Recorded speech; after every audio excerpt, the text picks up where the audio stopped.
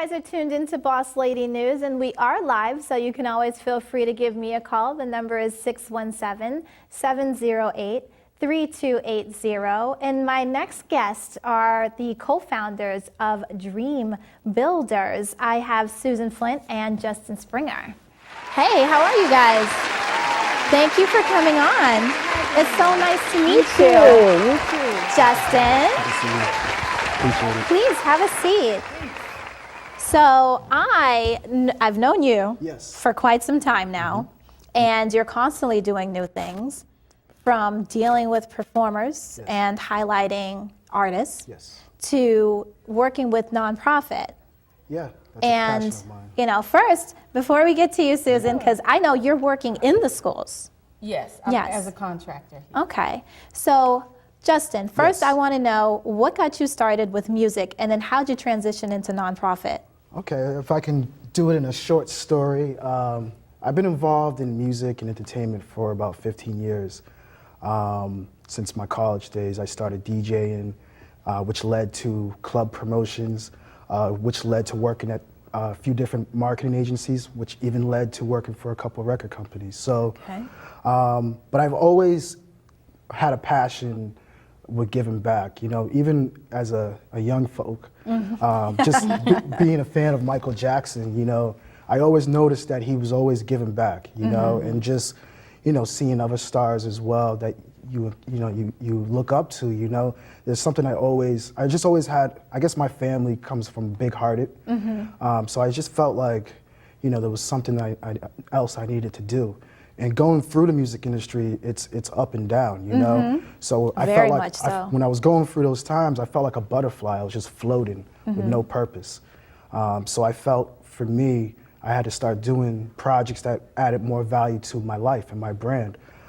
So I started working with different various charities, and the goal in mind was to utilize my resources and bring together the best musicians and donate the proceeds, you know, to that charity. And also, you know, doing different PSAs to build awareness of those charities. So that's kind of how I got started, you know. Yeah, each one reach one. That's Exactly, right? exactly. Okay. And Susan was one of the, you know, one of my mentors, and you know, she was always involved in youth programming.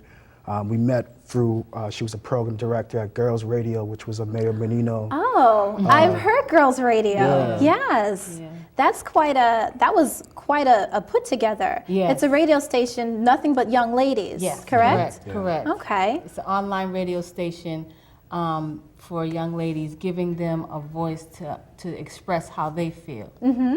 Wow. So what got you started with that? Oh, goodness. I don't even know where to begin. I feel like I just been evolving and evolving. How I started working with young people is just ironic, because I didn't start off having a desire to work with young people. It's just I work with kids. Because they can be a pain in the butt. Yeah, and just having children and working in my community. My house was always that house that, you know, let's go to Miss Flint's house. There's always going to be some food. There's always going to be some fun. So it was always a lot of love. And the reason why I had that is because I grew up in the inner city housing project, Jamaica Plain Housing Project. And so I was that girl, the at-risk girl that society said would never be anything. So when I found my niche, which is in the hair care industry, I went to cosmetology school. I opened and owned my own salon. I knew nothing about business. I knew about hustle, but I didn't know about business and entrepreneurship.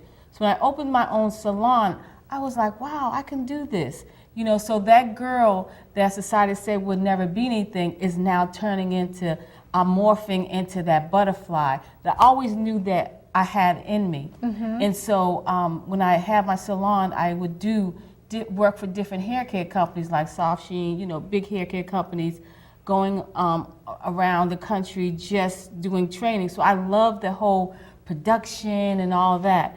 And so when I came back to my salon, what really got me in wanting to do community involvement is I wanted to take the beauty industry and use it as a tool and a resource to just allow women to know what true beauty is all about. The beauty comes from the inside out. So we started doing, going into homeless shelters, going to prisons, just doing beauty makeovers. So I noticed that Wait a minute, say that again? My staff, I always liked to teach, so I had a staff, and so we didn't want to just be the hair salon, although we did great work, we were really well known in the community. I wanted to add a little more value to my community, so we would, as a staff, I would train them and say, you always have to give back because you don't realize how blessed you really are. Complaining, murmuring, is always going to be issues. So, I said, let's do something. So I connected with different homeless shelters, women's prisons. We went to Framingham Prison, and that was a life-changing experience for me because I knew that the road that I was going down, I probably should have been there. And I knew a lot of women who were there. And so I wanted to be that testament to say, wow, and that word, that encouragement to say, wow, she really pulled it together. And so that's how my whole involvement came with working with at-risk girls. Okay. So that's when I developed the RAW program. The RAW program. The RAW program. Okay. And what does that stand for? And RAW stands for Revealing Artistic Works. And what we do is we use the beauty, fashion, arts, and entertainment industry to build self-esteem, leadership development, and promote entrepreneurship through the arts. So I sort of meshed all those things that I did. Natural talents. Exactly. And it goes way back. I'm up there in age now, but we, just giving these young ladies. I notice everybody's staying away from the age conversation. Yeah, I really am up there in age. But just giving young ladies a resource to just shine. And so our tagline for the RAW program is you're going from raw to refine, and now it's your time to shine. Like a gem. Exactly. We call our ladies raw jewels. And I can remember fashion shows that I did in my hair salon with BET. She was in high school, she was one of my teen models. So I feel proud when I see her becoming who she is and different other young ladies who have evolved in Sanji Williams, she's another fashion designer, was on Project Runway. Yeah, I remember her. Yeah, another young lady, her name is Erica Pinkett. She's now doing mad music videos in Atlanta. So I recognize that name also. So it's just a blessing to be able to plant those seeds into these young ladies' lives and now watching them shine because they went from raw to refined, and now they're shining. So from the whole RAW program, and that's my baby. So so from the RAW program, a lot of young men. We started out as a co-ed program, but we knew that it needed to be gender specific to deal with the issues that young ladies go through. That's true. In our lives, and we go through a whole lot as we grow. And so so I started the program with teens, and I started developing these workshops that were really impactful. Okay. And so I saw that it worked, and I used to work for Boston Public Schools, so I pitched it as an after-school program, and I was like, so I actually didn't know what I was doing. I just saw the need. You got to plant the seed. Exactly. Yeah. And so now the RAW program has been we're in middle schools, high schools. We also have an after-school program. So so from that, there needed to be something for the guys. So I was talking with Justin, and we're always brainstorming. When you get creative people together, it's always you're clicking. A lot starts to happen. Exactly. And so we started talking about, with his experience and background, my experience, and we started talking about having young people dare to dream. Okay. And I think that's what helped me, saying, okay, I had a goal in mind. I wanted to be something. I might not know how to go about it, but just having that passion to dream. And so that's how Dream Builders Youth Project started. Okay. And then from the Donna Summers. Yeah, so we were already having conversations about doing a youth project. First it was going to be a bullying program, and that didn't work out. So through that conversation, and of course, Miss Donna Summer passing away a couple years ago. Yes. I have a friend of mine that's her nephew, and I felt like when she passed away, the city didn't really embrace her. So that conversation led to preserving her legacy, which was the birth of Dream Builders. So of course, she was already at the Burke with the RAW program. The Jeremiah E Burke High School. Yes. She was already there, and Donna Summer went to school there. So we felt like a big project would be to preserve her legacy, which is the program's kind of really about, preserving your own legacy. And since she was a dream builder, we felt like we should do a big mural of her at the school along with the family. So the program is around the mural project, but it's also, we're going to be also trying to identify passion is as well, our students. Beautiful. And so that's the video that we actually have also. Yes. Do you want to introduce that video to the audience? Well, sure. Right now we are in the process of raising some funding for our expenses. The mural, as well as each student will have a mural as well of their dream and something that they can take home with and take ownership of what their dream and what their passion is.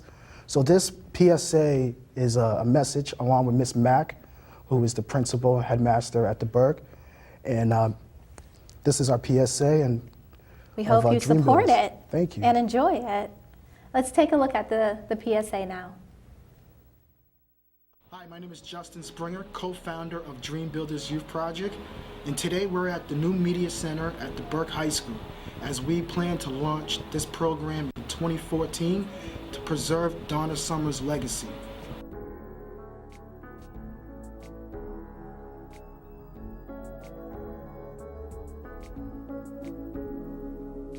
And having that mirror here, marking her beginnings here at the Burke is really exciting. It gives students something to look forward to and to look up to say that if Donna Summers can do it, I can do it too. And that is why the programs we have here at the Burke are really important to nurture the students so they can continue to be positive contributors, not only for themselves, but for their community and for the society. The Burke High School.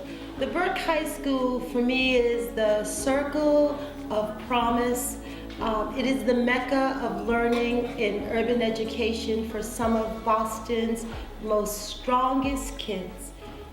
In addition to being strong, most of the children that come to the Burke High School have been marginalized or underserved as a result of poverty, trauma, or all those things that we somehow take for granted that can really impact the way a young person thinks about themselves, thinks about their community, and thinks about their lives.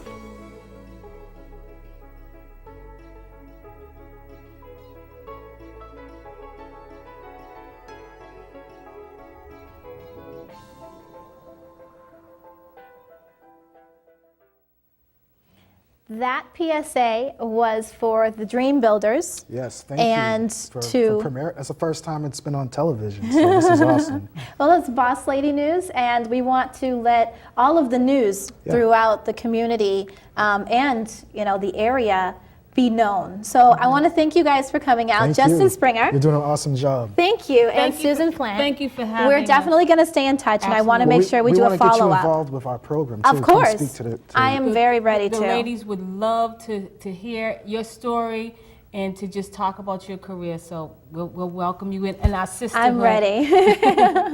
Well, I'm having a great time, and I hope you guys are enjoying Boss Lady News today. We're going to cut to a brief PSA, and we'll be right back.